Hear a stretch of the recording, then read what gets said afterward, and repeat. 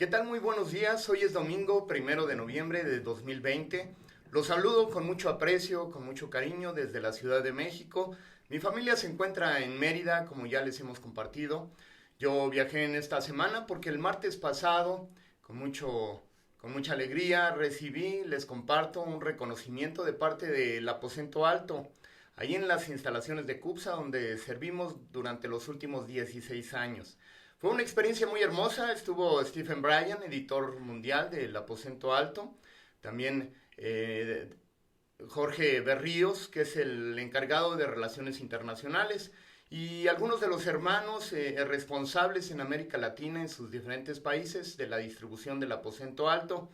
Hermanos también muy queridos aquí en México, mi familia por supuesto. Así es de que fue una celebración, una alegría muy grande en este reconocimiento que me hicieron por estar encargado de la distribución del Aposento Alto, como les decía, durante los últimos 16 años aquí en la República Mexicana.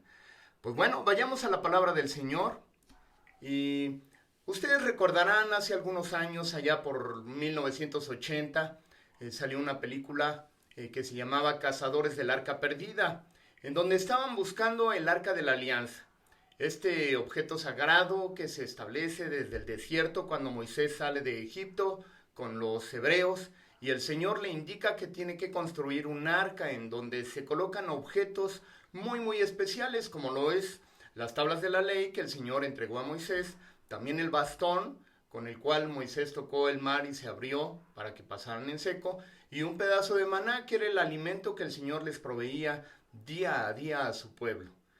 Basándose en esta película, Ron Wyatt, un adventista del séptimo día, hace algunos años, allá por la década de los 90, tomó la idea de descubrir, investigar dónde estaba esta arca perdida, esta arca realmente que en algún lugar tuvo que quedar, porque en la palabra de Dios, después del rey Salomón, es la última ocasión en la que se menciona, pero ya después no hay una mención ni en el Antiguo ni en el Nuevo Testamento de esta arca.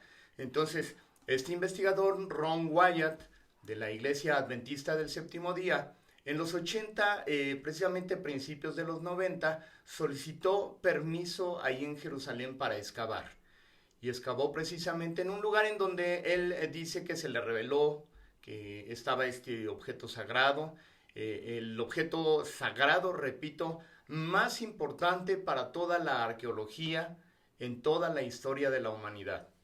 Y bueno, una vez que recibió la revelación, Ron Wyatt se dedicó a excavar en el sitio en donde se le indicó. Después de varios meses de estar excavando, llegó a un lugar en donde estaba una caja con las características del arca, con oro muy resplandeciente. Incluso tuvo una visión ahí celestial que él narra, que él relata. Y en la parte de arriba de la tapa de esta arca, donde era el propiciatorio, se le llamaba en el Antiguo Testamento, había una mancha negra. Y no solamente sobre la tapa del arca, sino en las paredes, en las rocas que estaban en la parte de arriba. Y él se puso a investigar, tomó un poco de esa mancha negra, la llevó a investigar y los científicos dedujeron que era sangre, pero que esta sangre, a diferencia de los 36 cromosomas que tenemos, 46 cromosomas, 23 del hombre, de la madre, perdón, 23 de la madre y 23 del padre. A diferencia de esto, esta sangre que él llevó la muestra solamente tenía 23 cromosomas de la madre y solo un cromosoma del padre. Y cuando le preguntaron que de dónde había sacado esta sangre, él mencionó, esta sangre es de su Salvador, de Jesucristo. Y bueno, entonces él de manera muy emotiva, muy emocionada, lo comenta. Esto lo podemos ver en YouTube. Hay varios videos que mencionan este hallazgo que él menciona es el más importante de la historia de la humanidad en cuanto a objetos sagrados, y nosotros que tenemos una fe con una base judeo-cristiana, pues sería el hallazgo más importante que se ha descubierto. Y hay algunas otras teorías acerca de esta arca que fue tan especial y en la cual se manifestaba la gloriosa presencia del Señor, como por ejemplo hay una iglesia allá en Etiopía en donde se dice que tienen el arca ahí resguardada. Las teorías es de que desde el tiempo de Salomón, cuando la reina de Sabá, que Sabá está ubicada precisamente en lo que ahora es Etiopía, esta reina que llega con Salomón se deslumbra por toda su riqueza, por toda su sabiduría. Se dice que dentro de los regalos que le dio fue el arca. Sin embargo, esto está casi totalmente descartado porque es imposible que le hubiera dado un objeto tan sagrado Salomón a la reina de Sabá. Y bueno, hay otras teorías por medio de las cuales dicen que poco antes de la destrucción del templo por Babilonia, los sacerdotes toman el arca y entonces la extraen para llevarla a otros sitios y esos sitios fue recorriendo diferentes partes hasta llegar a esa capilla que se encuentra precisamente en Etiopía y que es resguardada por el guardián del arca, le llaman. Es un personaje que nombran de manera única, es el único personaje que puede entrar ahí en esta capilla. Está alambrada, con púas, nadie puede tener acceso más que el guardián del templo y él está ahí hasta que muere. Hasta que muere es nombrado un nuevo guardián del arca. Bueno, son diferentes apreciaciones, diferentes teorías de dónde puede estar esta arca, objetos tan significativos de la revelación de Dios al hombre ahí en el desierto, en el pueblo de Israel. Y bueno, ¿qué es lo más importante de esta arca? ¿Qué es lo más importante? Mi hijo me preguntaba al estar preparando esta palabra, esta predicación, la semana pasada, me decía, oye papá, pero ¿qué no se supone que el arca no podía ser tocada y que caían fulminados? Entonces, ¿cómo es posible que la hayan tomado y se la hayan llevado? Yo le contesto, bueno, en Ezequiel menciona precisamente de manera profética que antes de que fuera devastada Jerusalén, la presencia de Dios se iba a levantar de ese lugar en donde el Señor había decidido habitar, donde había decidido manifestar su presencia. Antiguamente era en el tabernáculo y posteriormente en el templo que se construyó para resguardar y para tener esa arca que era el lugar en donde se manifestaba la misma presencia de Dios. Ustedes recuerdan, había un lugar santo, pero después había un lugar santísimo o el santo de los santos.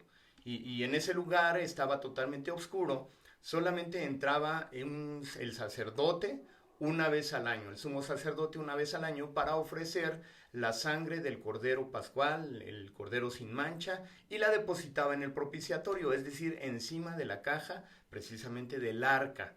Y bueno, es lo que Ron Wyatt decía, que esa sangre, porque estamos hablando de que él descubrió, omití decirlo, esta arca, Ron Wyatt, él la descubrió justamente en el Gólgota, donde fue crucificado nuestro Señor Jesucristo. Y justo en donde está la cruz, donde fue colocada, la sangre de nuestro Señor Jesucristo, dice Ron Wyatt, fue derramada y entonces llegó precisamente hasta donde está esta arca, que está resguardada todavía y no se ha revelado, no hay ni siquiera fotografías, porque se dice que hasta el tiempo de la revelación y hasta el tiempo en el que el Señor les indique, se va a dar a conocer esta arca nuevamente, pero bueno, dice Ron Wyatt, entonces que por eso la mancha negra que yo les mencionaba, era de la sangre de nuestro Señor Jesucristo, ahí en el Gólgota, donde fue derramada su sangre y cayó precisamente en el propiciatorio. Pero bueno, hablando entonces del arca, ¿qué es lo más importante del arca?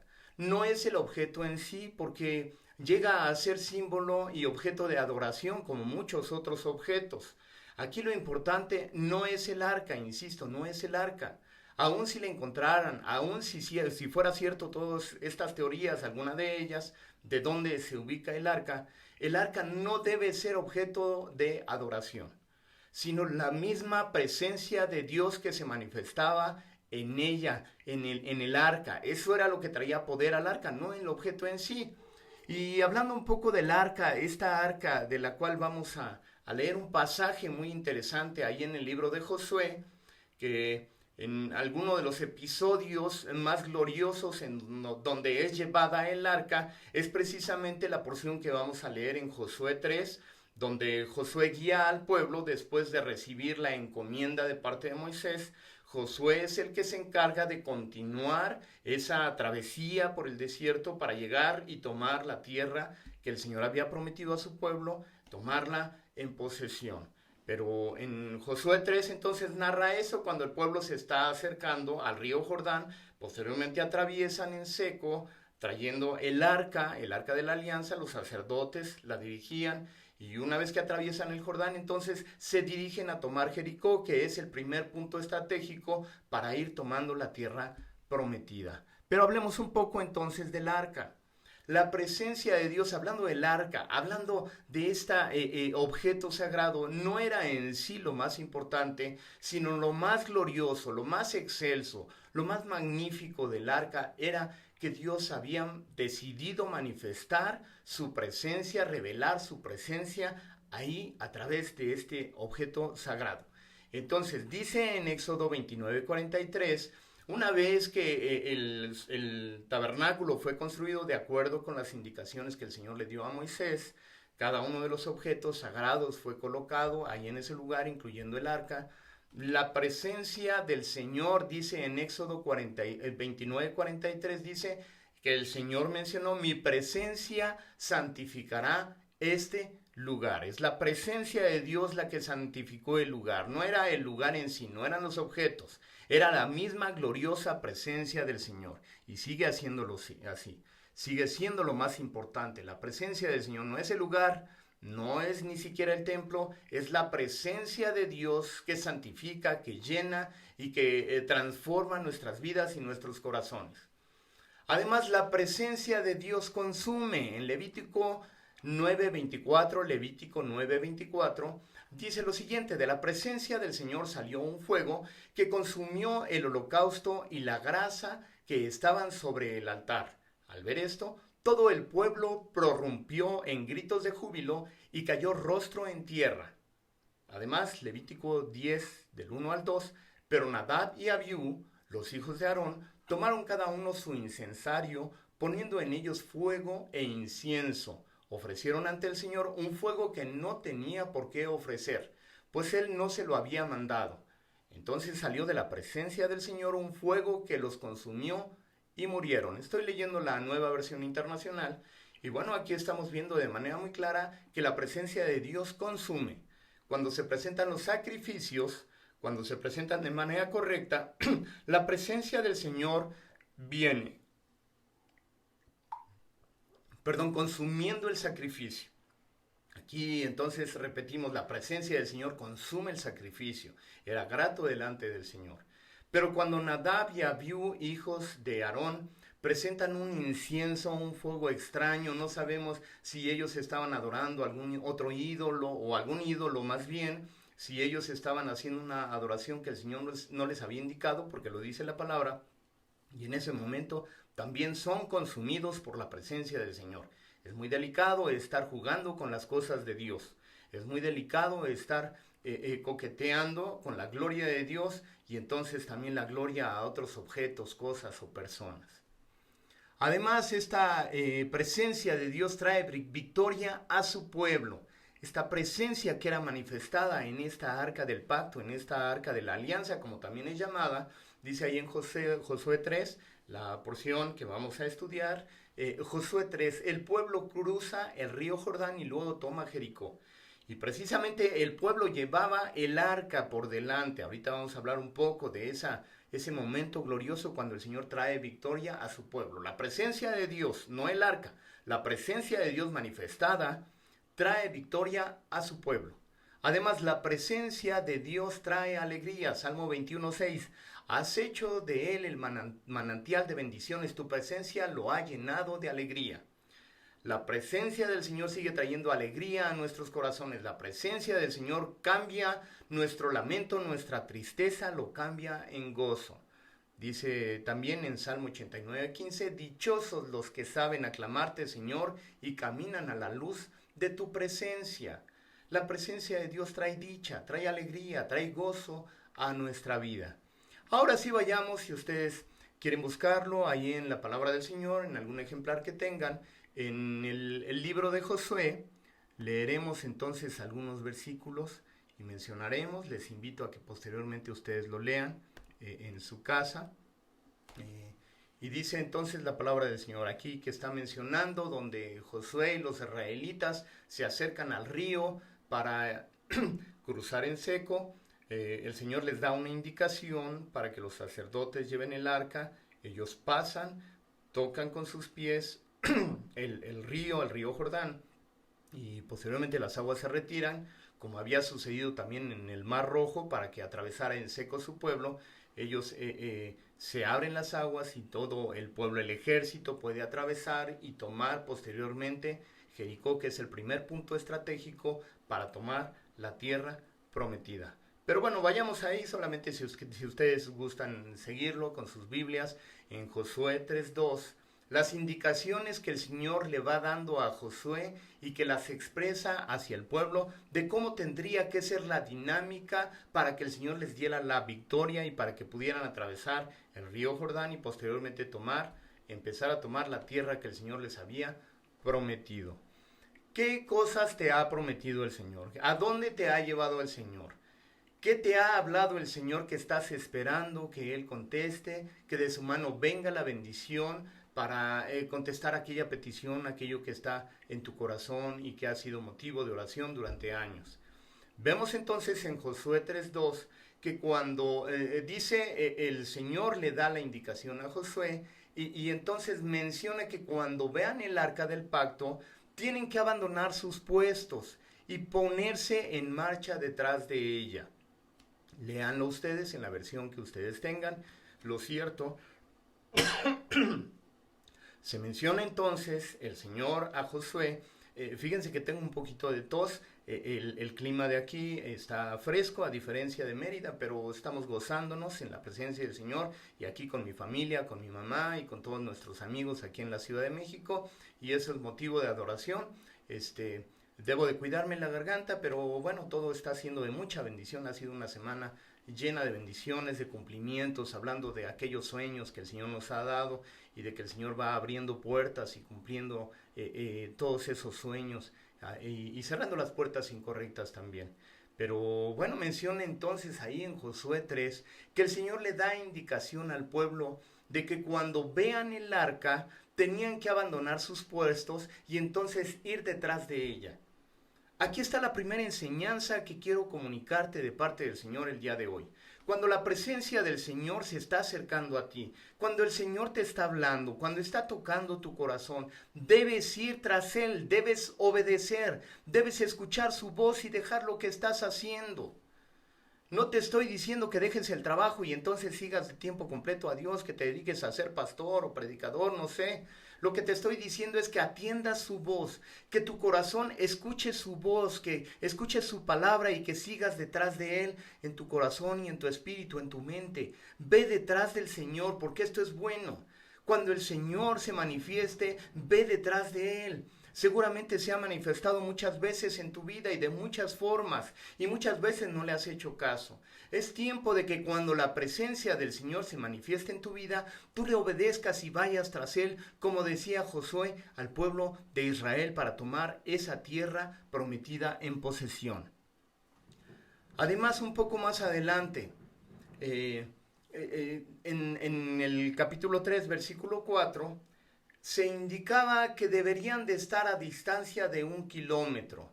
Son 2000 codos, es alrededor de 1 kilómetro, y se le indica al pueblo que debían de estar a distancia de 1 kilómetro del arca, es decir, la veían de lejos.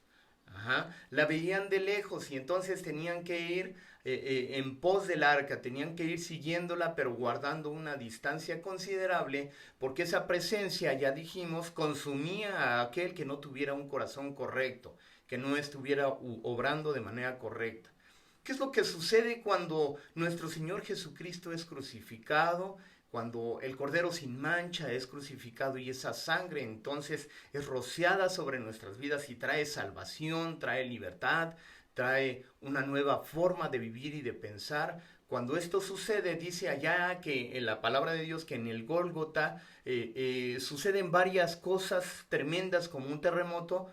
que abre las rocas y entonces Wyatt dice que cuando es partida la roca ahí esa sangre atraviesa hasta donde estaba escondida el arca. Pero bueno, de las cosas que dice la palabra del Señor también menciona que el velo del templo, ese velo que dividía el lugar santo del lugar santísimo, es partido de arriba a abajo. Tenía una altura de 10 metros y humanamente no era posible que se partiera de arriba a abajo. Pero entendemos que fue un rayo, la presencia de Dios trajo esa manifestación gloriosa que parte el velo que dividía el lugar santo del lugar santísimo, y eso implica que nosotros tenemos acceso directo a la misma presencia de Dios. No tenemos que verla a una distancia, no tiene que ser a ir solamente al templo, a la iglesia, para que la presencia de Dios se manifieste, no tiene que ser a través de un pastor, a través de alguien más. Nosotros, cuando hemos escuchado, cuando hemos visto la presencia de Dios, podemos acudir y debemos acudir ante su presencia, no necesitamos una distancia. El Señor ha roto el velo y podemos acceder hasta la misma presencia del Señor. Vamos un poco más adelante y ahí en Josué 3, versículo 7 dice que el Señor dio a Josué este día, el Señor le indicó a Josué que ese día iba a comenzar a engrandecerlo ante el pueblo de Israel. Dice ahí la palabra, así sabrán que estoy contigo como estuve con Moisés. El Señor levanta a hombres y mujeres que le sirven, que le siguen, que están ante su presencia y que están dispuestos a servir a su pueblo. No estamos hablando de un liderazgo de brillantez, de lucimiento para que todos vean y para que uno se luzca. No, no, no. Estamos hablando de que cuando el Señor llama a hombres y mujeres a servirle, Él los engrandece. Cuando tú te postras, te humillas delante de la presencia de Dios, Él te enaltece y Él te pone en lugares especiales.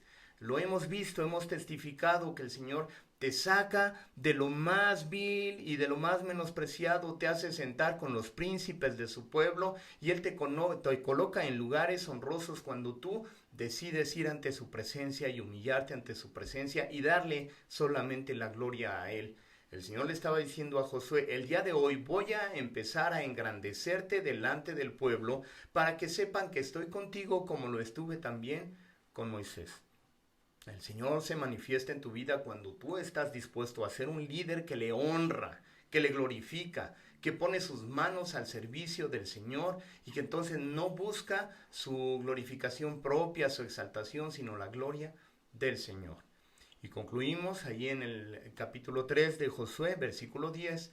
Ahora sabrán que el Dios viviente está en medio de ustedes y que de seguro expulsará a los cananeos, los hititas, los heveos, los fereceos, los gergeseos, los amorreos y los jebuseos. Nombres un poco extraños, pero el Señor está diciendo, además de que iba a engrandecer a Josué, el Señor es muy claro cuando le habla al pueblo y le dice, ahora sabrán que el Dios viviente está en medio de ustedes. Y que Él expulsará a todos sus enemigos, a todos los que se le quieran oponer.